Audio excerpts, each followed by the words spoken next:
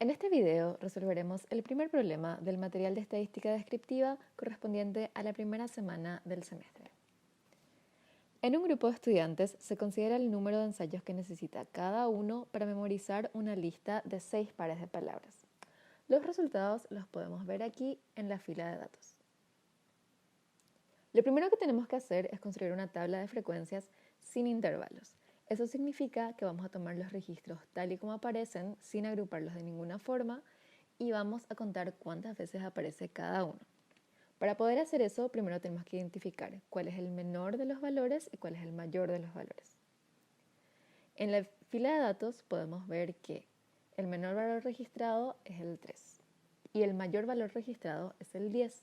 Entonces, vamos a ir completando nuestra tabla con todos los números desde el 3 hasta el 10. Ahora tenemos que ir contando cuántas veces aparece cada uno de ellos. Con eso obtendremos la frecuencia absoluta. Podemos ver que el 3 aparece una sola vez. Entonces completamos la tabla con 1. El 4 aparece 2 veces. El 5 aparece 2 veces. El 6 aparece unas 5 veces.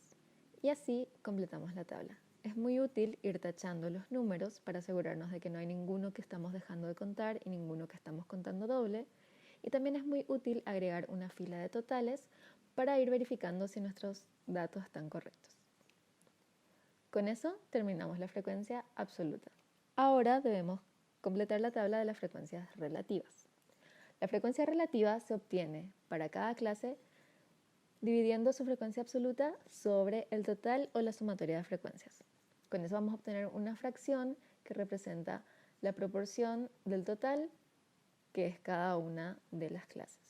Por ejemplo, para el 3 vamos a tener 1 sobre 20 y decir que el 0,05 del total es 3. Para el 4 vamos a tener 2 sobre 20 y decir que el 0,1 del total es 4. O sea, estamos diciendo que 0,1 de los estudiantes necesitó 4 intentos para memorizar esa lista de palabras. Así vamos completando toda la lista, siempre para cada clase haciendo la frecuencia absoluta sobre la sumatoria de todas las frecuencias. Si queremos verificar que nuestros cálculos estén correctos, podemos sumar todos estos números y nos tiene que dar 1. Con eso terminamos la tabla de frecuencia relativa.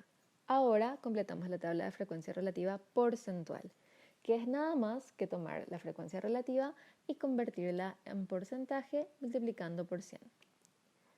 Para 3 tenemos 5%, para 4 10%, para 6 25%. Esto nos quiere decir que el 25% de los estudiantes necesitó 6 ensayos para poder memorizar esa lista de palabras, mientras que solo el 20% necesitó 7 ensayos. Y así hasta que solamente un 5% de ellos necesitó 10 ensayos. Nuevamente, si queremos verificar que esto esté bien, al sumarlo debemos obtener el 100%. Ahora debemos completar la tabla de frecuencias acumuladas. Para obtener la frecuencia acumulada de cada clase, lo que hacemos es tomar su frecuencia absoluta y sumarle la frecuencia de todas las clases anteriores. Para el 3 no hay ninguna clase anterior, entonces queda igual a su frecuencia absoluta, igual a 1. Para el 4 ya debemos sumar su frecuencia con la de la clase anterior, entonces nos va a dar 3. Para el 5 debemos sumar su frecuencia con todas las clases anteriores, entonces nos va a dar 5. Para el 6 sumamos también y nos da 10. Esto quiere decir que 10 estudiantes necesitaron hasta 5 ensayos para memorizar la lista de palabras. Esto quiere decir que 14 estudiantes necesitaron hasta 7 ensayos para memorizar la lista de palabras. Y así seguimos hasta obtener que los 20 estudiantes necesitaron hasta 10 ensayos. Esto nos ayuda también a verificar si estamos calculando bien. Siempre la última clase tiene que abarcar el total de las observaciones. Ahora debemos calcular la frecuencia acumulada relativa, que así mismo como hicimos antes, lo que hacemos es tomar la frecuencia acumulada y dividirla entre la sumatoria de todas las frecuencias. Para la clase 3, o sea, la del 3, vamos a tener 1 sobre 20 igual a 0,05. Para la clase 4, 3 sobre 20 igual a 0,15. Y así calculamos todas las frecuencias acumuladas relativas, tomando siempre la frecuencia acumulada y dividiéndola sobre el total o la sumatoria de todas las frecuencias. Para verificar que esto esté correcto, siempre la última clase tiene que dar 1. Y por último, nada más nos queda que calcular la frecuencia acumulada relativa porcentual, tomando la frecuencia acumulada relativa y convirtiéndola en porcentaje multiplicando por 100. 5%, 15%, 25%, 50%, 70%. Esto nos quiere decir que el 70% de los estudiantes va a necesitar hasta 7 ensayos para memorizar la lista de palabras. Y así hasta la última clase que nos tiene que dar el 100%. Con eso terminamos el ítem A. Ahora tenemos que calcular la frecuencia del conjunto de los resultados superiores a 5. ¿Cuáles son los superiores a 5? El 6, el 7, el 8, el 9 y el 10. Esto es lo que queremos. Para poder calcular entonces esa frecuencia, nosotros necesitamos sumar las frecuencias de cada una de esas clases. 5 más 4 más 2 más 3 más 1 y nos da 15. Entonces la frecuencia del conjunto de los resultados superiores a 5 es 15. Un grupo de 20 actores fue sometido a la misma experiencia a la que fueron sometidos los estudiantes anteriormente mencionados. Ellos obtuvieron una media de 4,8 ensayos. ¿Cuál es el grupo de mejor desempeño en la experiencia realizada? Para poder contestar esto, tenemos que analizar la naturaleza de la experiencia. Estamos contando la cantidad de ensayos que les toma memorizarse una lista. El mejor desempeño lo va a tener la persona que requiera una menor cantidad de ensayos. Alguien que memoriza en un solo intento es mejor que alguien que lo memoriza en 10 intentos. Pero como no vamos a comparar los individuos uno a uno, sino los grupos, debemos comparar sus medias aritméticas o promedios. Ya tenemos la media de los actores, no tenemos la media de los estudiantes, pero tenemos la tabla de frecuencias y a partir de ahí la podemos calcular. Sabemos que la media aritmética se obtiene sumando todos los registros y dividiendo entre la cantidad de registros que tenemos. Pero cuando tenemos una tabla de frecuencias, podemos utilizar esta fórmula, que lo que nos dice es, en lugar de sumar el 6 5 veces, sumar el 7 4 veces, sumar el 8 2 veces, sumar el 9 2 veces, 3 veces, lo que yo puedo hacer es multiplicar cada número por la cantidad de veces que aparece. Entonces, vamos a hacer esto.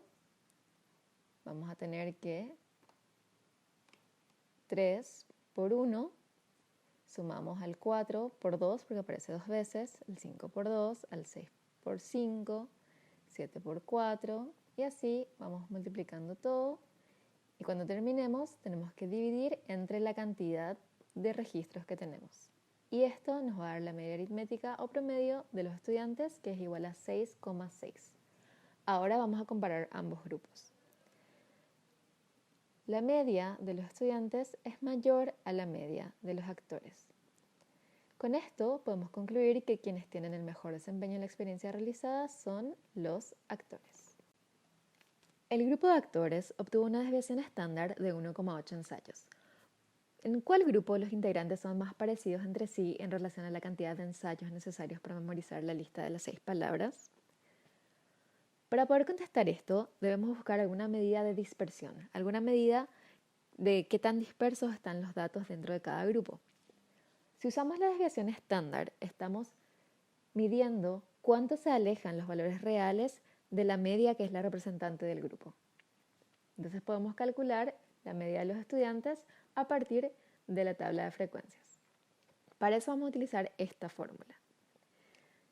La desviación estándar es igual a la raíz del cociente entre la sumatoria de los productos de la frecuencia por el valor real menos la media del grupo al cuadrado sobre la sumatoria de las frecuencias o la cantidad total de registros. Vamos a resolver. La raíz de la sumatoria de la frecuencia de la primera clase que es 1, la observación que es 3, menos la media de los estudiantes que es 6,6 al cuadrado, más la frecuencia de la clase siguiente, que es 2, por 4 menos 6,6, que es la media, esta diferencia al cuadrado. La frecuencia de la tercera clase, que es 2, por 5 menos 6,6, que es la media de los estudiantes, esta diferencia al cuadrado. Y así para todas las clases. Esto sobre 20, que es la cantidad total de registros. Así, la desviación estándar de los estudiantes es igual a raíz de 66,8 sobre 20, es igual a 1,83. Ahora, comparando ambas desviaciones, vemos que los estudiantes tienen una desviación mayor que los actores. Eso significa que sus datos son más dispersos con respecto a la media. Con esto podemos concluir que el grupo que tiene los integrantes más parecidos entre sí es el grupo de los actores. Muchas gracias por su atención. Nos vemos en un próximo video.